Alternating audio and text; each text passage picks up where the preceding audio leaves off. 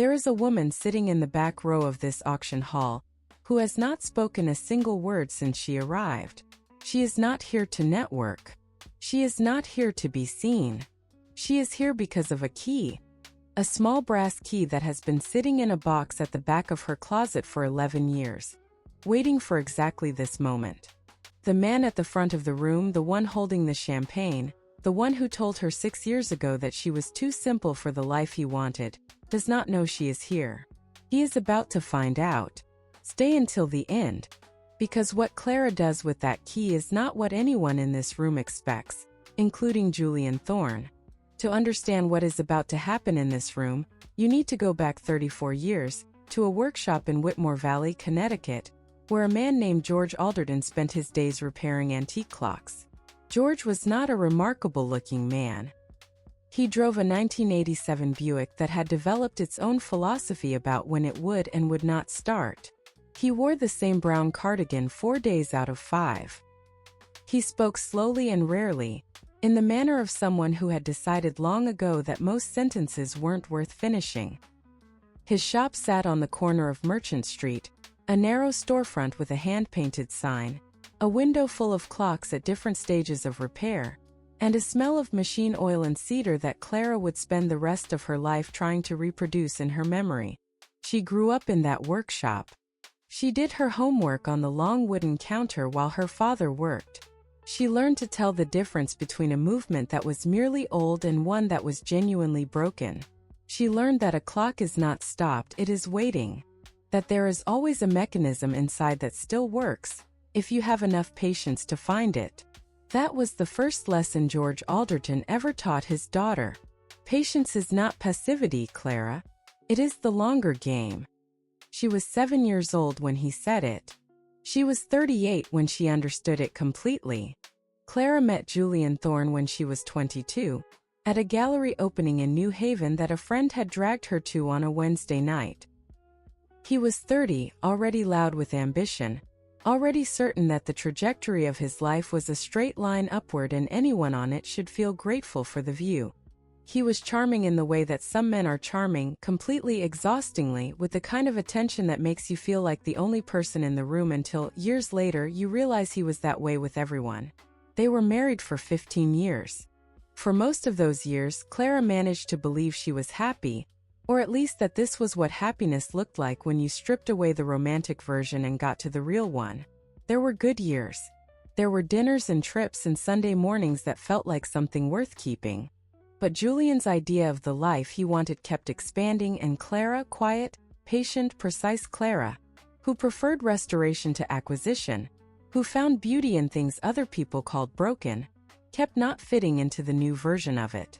6 years ago, Julian sat down across from her at the same dining room table where they had eaten 1,000 meals and told her he was leaving.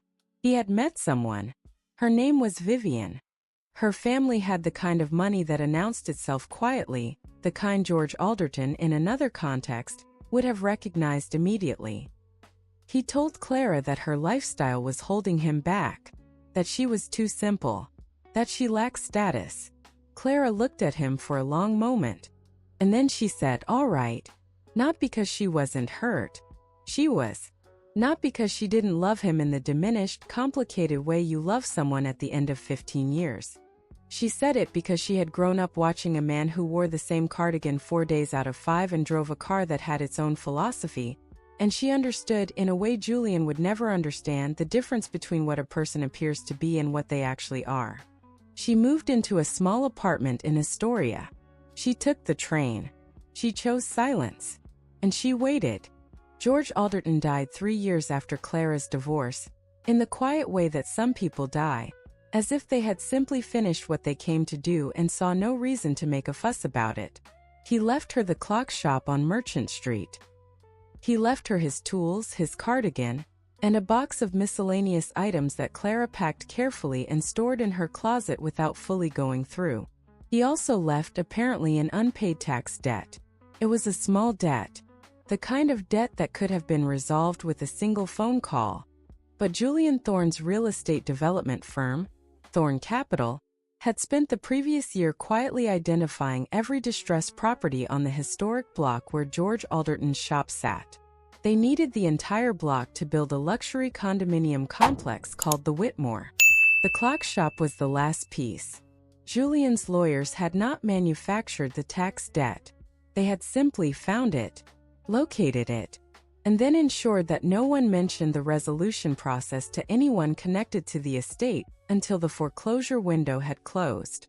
The shop was listed for public auction, and Julian, with the particular cruelty of a man who has convinced himself he is simply being practical, sent Clara a personal invitation. The night before the auction, Clara could not sleep. She sat in the kitchen of her Astoria apartment at 2 in the morning, the auction invitation on the table in front of her. Around it, coffee, a legal notepad with nothing written on it, and the particular quality of silence that comes when a city is asleep but you are not. She thought about driving to Connecticut in the morning and simply watching Julian by her father's workshop, watching him smile, watching him shake hands with people who had never heard of George Alderton or the corner of Merchant Street or a clock shop that smelled like machine oil and cedar. She got up, walked to the closet, pulled out the box. She had packed it the week after her father's funeral and never fully gone through it, a form of grief she had not examined too closely. Old photographs, a pocket watch that had belonged to her grandfather, a small notebook with her father's handwriting. At the very bottom, beneath a folded cloth, she found an envelope. It was sealed. Her name was on the front, not typed, not labeled, but written by hand in her father's careful, unhurried print. Underneath her name in smaller letters, a single line. When the time comes. Clara sat on the closet floor with the envelope in her hands for a long time. Then she opened it. Inside was a single sheet of paper. Not a letter. George Alderton was not a letter-writing man. 3 sentences. The handwriting was as careful and deliberate as everything else about him. When the time comes, call Mr. Finch in Ashford. His number is below. He will explain everything. And below, a phone number. No area code. The kind of number that suggests the person writing it expected you to know exactly where Ashford was. Clara stared at the paper. She had known a Mr. Finch. Gerald Finch, a quiet, white-haired man who came into the shop occasionally when she was a child, always carrying a leather briefcase, always staying for tea, always speaking with her father in the low, comfortable tones of 2 people who had known each other for decades. She had thought of him as simply one of her father's friends, the kind of old friendship that doesn't explain itself. It was 3:15 in the morning. Clara picked up her phone. Clara calls the number. It rings twice. A man answers, awake, unsurprised, as if he had been expecting this call for years. "Miss Alderton," he says.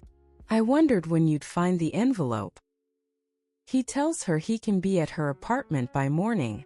He arrives at 7 with a leather briefcase. He sits across from Clara at the kitchen table. He opens the briefcase, and he begins to explain what George Alderton actually was. Gerald Finch was 78 years old, had the bearing of a man who had spent his entire career managing other people's secrets with absolute discretion, and had been George Alderton's lawyer and closest friend for 41 years. Over 2 cups of coffee at Clara's kitchen table, with the morning light coming through the window and the sound of the city beginning to wake up outside, he told her the truth. George Alderton had not been a poor clock repairman.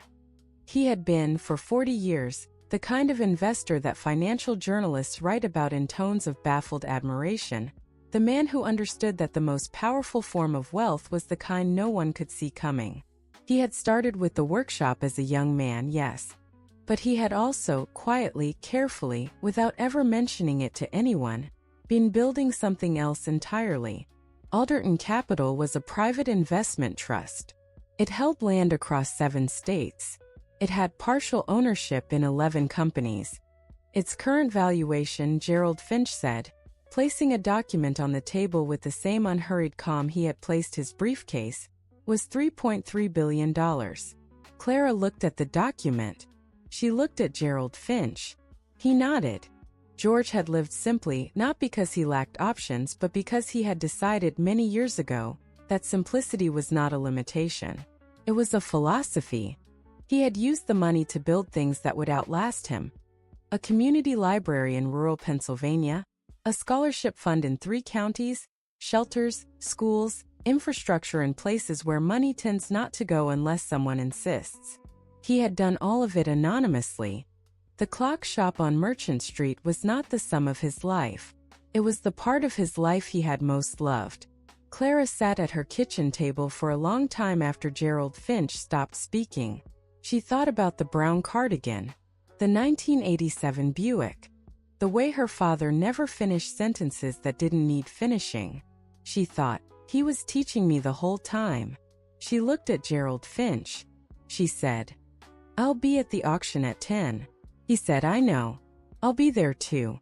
The auction was held in a converted industrial space in Greenwich. High ceilings, exposed beams, the kind of venue that announces its own importance. 300 people. Developers and investors in suits that had been selected carefully. A catered coffee service along the east wall. Julian Thorne arrived with his team at 9:50, already in the posture of a man who had finished winning and was now simply accepting the trophy. Clara arrived at 9:58. Dark coat, no jewelry, the brass key in her coat pocket. She found a seat in the back row. Julian saw her as he was working the room, the glad-handing circuit, the laughter that lasts 2 seconds longer than it should. He stopped mid-sentence, looked at her, then recovered, said something to the person beside him, and made his way over.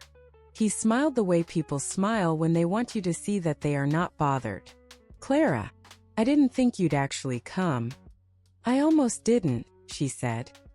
He looked at her coat, her shoes, the absence of anything that suggested the last 6 years had treated her particularly well. "Are you here to bid?" he asked. His tone had a particular quality, the texture of someone being generous by not laughing. "I haven't decided yet," she said. He patted her arm once lightly, briefly, and said, "Listen, if you want to see the shop one last time before we break ground, I can arrange that." Out of respect for George. He walked back toward his team. Clara watched him go. She reached into her coat pocket and turned the brass key once between her fingers. Then she found her seat. The auction moved through its early lots with the predictable rhythm of these events. The opening bids, the counterbids, the theater of people performing composure while competing. Julian's team picked up 2 adjacent parcels without resistance. He moved through the room between lots, shaking hands, receiving congratulations on acquisitions that hadn't technically closed yet. Then the auctioneer called the clock shop. Lot 17. The corner property at Merchant Street in Alderton Lane, a street that had been named some years ago, in recognition of a community donor whose identity no one in this room had ever thought to investigate. Julian's lead counsel opened at a figure designed to signal disinterest while securing the win. A bid low enough to suggest the property wasn't worth competing for.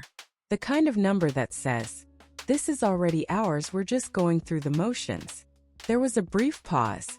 Then Gerald Finch from the back of the room raised his paddle. Gerald Finch stands. He raises his paddle for the Alderton Family Trust. Julian's lawyer immediately objects, claims the trust lacks standing to bid. Julian crosses the room. He looks at the elderly man with the leather briefcase and the expression of someone who has been waiting for exactly this. "Do you know who this is?" Julian says to his counsel. "This is a banana lawyer from Ashford who handled a clock repairman's estate. Stand down." Gerald Finch does not respond to Julian Thorne. He opens his briefcase, removes his phone, makes one call. For minutes. The lights in the auction hall flicker once briefly. Then an aide walks to the auctioneer's podium and places a document on the lectern. The auctioneer picked up the document. "Read it. Read it again." He cleared his throat. He announced that the Connecticut State Banking Commission had confirmed a certified cash bond of $50 million held in the name of the Alderton Family Trust, sufficient to secure the entire Merchant Street block, not merely the clock shop, but every parcel on the development footprint. The room went still. Not the theatrical stillness of a dramatic moment. The real kind, the kind where people stop breathing because they are recalibrating. Julian's lead counsel was on his feet, speaking in rapid, quiet sentences, something about precedent, about fiduciary standing, about procedural irregularities. Julian himself stood at the edge of the action radius with his champagne glass still in his hand, the expression on his face cycling through stages that Clara watched from the back row with the patience of someone who had learned patience from a master. The auctioneer called for order. He confirmed the bid. The clock shop, lot 17, went to the Alderton Family Trust for $500. The low opening bid. The bid no one had countered because no one had believed anyone would. In doing so, Clara had exercised a pre-existing land covenant that her father had placed on the entire block decades ago, a covenant his lawyers had never needed to use, and that Julian Thorne's due diligence team had found in the records and dismissed as a technical relic with no practical weight. It had weight. The development of the Whitmore was, as of that moment, permanently halted. The auctioneer's announcement of Clara Alderton as the legal owner of the block had a particular effect on a room of 300 people who had arrived that morning believing the outcome was not in question. It did not produce noise. It produced the specific quiet of people recalculating in real time. Julian's team converged on his position with the urgency of a group that has just watched the ground shift beneath their feet. His lead counsel was on the phone. His second counsel was pulling documents from a bag. Julian himself stood in the center of this activity with the particular stillness of a man who has spent 15 years confusing motion with power and is now discovering the difference. From the other side of the room, Marcus Hale appeared.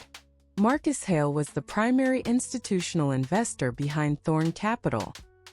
He was 61, had the calm of old money, and had backed Julian's development ventures for 7 years on the understanding that Julian Thorne had done his homework. He pushed past Julian's team without speaking. He walked directly to the back row. He stood in front of Clara Alderton, and then in front of 300 people.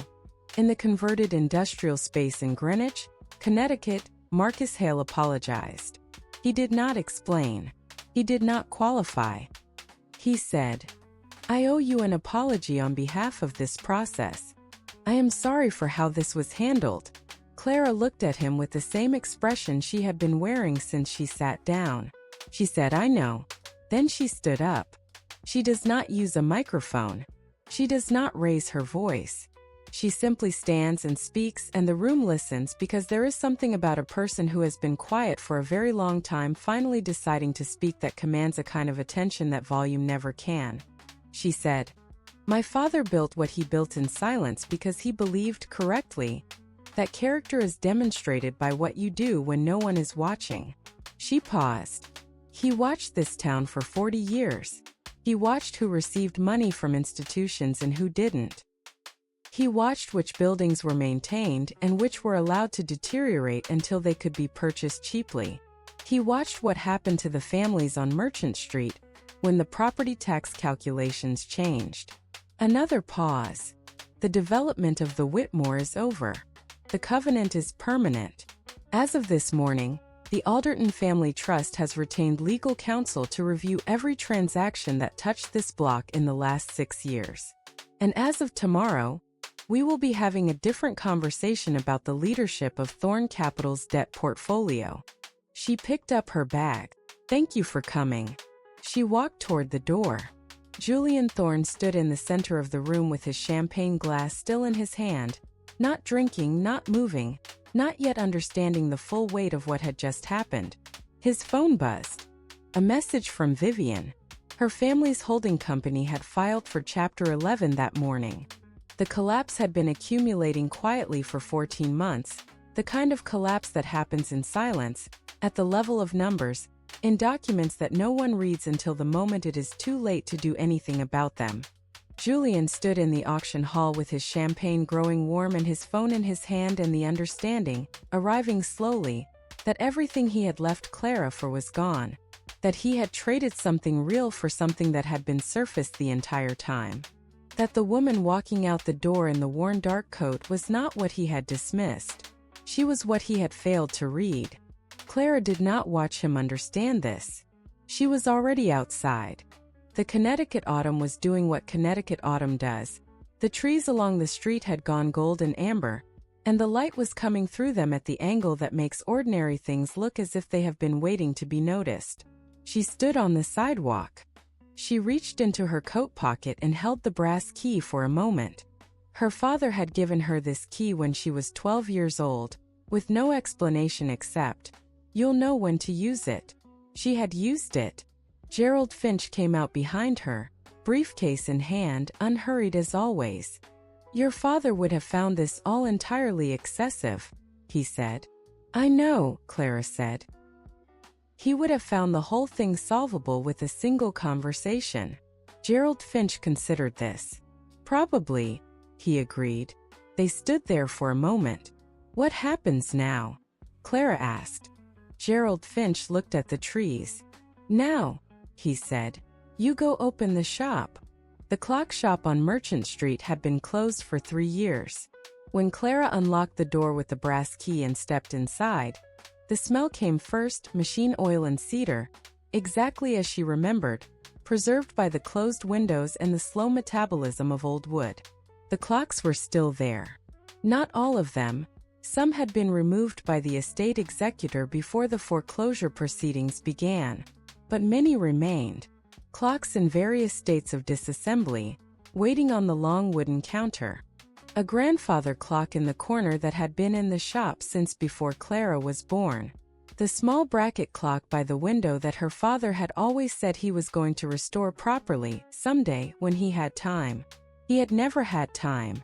Or rather, he had chosen to spend that time on other things. Clara walked slowly through the space. She ran her hand along the counter. She sat down on her father's stool, in front of his workbench, with his magnifying lens still set at the angle he preferred and a half-disassembled pocket watch sitting in the tray where he had left it. She sat there for a long time. She wasn't thinking about Julian or the auction or Thorne Capital or any of it.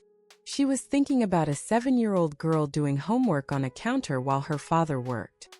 About what it meant to watch someone spend 40 years building something in secret, and to never once feel the need to announce it. About patience as the longer game. The first person to come through the door of the clock shop after Clara reopened it was not a customer. He was an architect. His name was Oliver Crane. He was 42, with the kind of work-worn hands that belong to someone who builds things rather than simply designing them, and he had been involved in historical preservation projects in the Connecticut Valley for 15 years. He had heard about the auction. He had heard about the covenant. He had driven to Merchant Street that afternoon because he wanted to see the block before Clara's people decided what to do with it. He knocked on the open door of the shop. Clara looked up from the workbench. "I'm sorry to interrupt," he said. "I just wanted to. I was hoping I could tell you what this block meant to people, before any decisions were made." Clara looked at him for a moment. "Come in," she said. "Do you want coffee?" He did. They talked for 2 hours. He showed her photographs on his phone, the block as it had been, the buildings, the details of the facades that would have been demolished. He talked about what preservation actually meant, not in the policy sense but in the physical material sense, what you lose when you replace something old with something new, and what you might recover if you had the patience to restore rather than replace. Clara listened to him with the attention she gave to mechanisms she was trying to understand. She thought, he speaks about buildings the way my father spoke about clocks. Over the next year, the Alderton block was restored. Not renovated, restored. Oliver Crane led the work. Clara was involved in every decision. The buildings came back to what they had been, plus something. A public library that occupied the old millinery at the end of the street, a reading garden in the courtyard that had been used for parking, a small community space for events and workshops in the building adjacent to the clock shop. Julian Thorne cleared out his office 3 days after the auction. No ceremony, no announcement. Just the quiet exit of a man who had confused surface for substance long enough that he had nothing left when the surface was removed. His name disappeared from the masthead of Thorne Capital within the month. The firm restructured under new leadership. The new leadership sent Clara a letter. She filed it. Gerald Finch retired to a house in Ashford with a view of the valley, and a standing invitation to dinner whenever Clara was in town. Marcus Hale, it turned out, had been uncomfortable with certain aspects of the Whitmore development for some time and found the restructuring something of a relief. And Oliver Crane, who had come to the clock shop on a Tuesday afternoon with photographs on his phone, and the conviction that old things were worth saving, stayed. They were married the following October, in the Reading Garden on Merchant Street, under the trees that had been there long enough to remember what the block looked like before the parking lot. Clara wore no jewelry except a pocket watch on a chain. It had belonged to her grandfather. Her father had repaired it once years ago. It was still keeping perfect time. Julian Thorne's mistake was a very specific kind of mistake. He confused what he could see with what was there. He looked at Clara and saw the cardigan and the apartment in Astoria and the quiet and the absence of status markers and concluded that she was what she appeared to be. He looked at George Alderton and saw a man who repaired clocks in a small shop and drove a car that had its own philosophy about starting, and concluded the same thing. He was not unusual in this. Most people make this mistake. Most people read surfaces because surfaces are what they have been trained to value. What George Alderton spent his life building, and what Clara spent 6 years of silence completing, was a counter-argument to that way of reading the world. The argument that patience is not passivity, that silence is not defeat, that the longest game is won not by the loudest player, but by the one who understood the board from the beginning. If you have ever carried something quietly, a capability and ambition, a form of wealth that the world around you was not yet equipped to recognize, you know something about this story. If you have ever been told that where you came from was the limit of where you could go, or that the life you were building in silence did not count because it was not visible to the right people, you know something about George Alderton. And if you have ever sat across from someone who dismissed you, and felt the particular composure of knowing something they do not, you know something about Clara. Every story on this channel begins the same way, with someone who was underestimated. And every story here is protected the same way, completely without exception, and with absolute respect for the person at the center of it. If you have a story like this, a story of carrying something quietly, of proving something without needing to announce it, of a silent patience that finally had its moment, we want to hear it. Write to us at vellumoflife@gmail.com. It does not need to be finished. It does not need to be resolved. Some of the most powerful stories are still in progress. Your name will never appear. Your city will be changed. Every detail that could identify you will be transformed before it ever reaches this channel. What will remain is the truth at the center of it. The part that belongs not just to you, but to everyone watching from wherever they are in the world, who has ever had to wait for their moment. Where in the world are you watching from? Tell us in the comments. We love seeing how far these stories travel.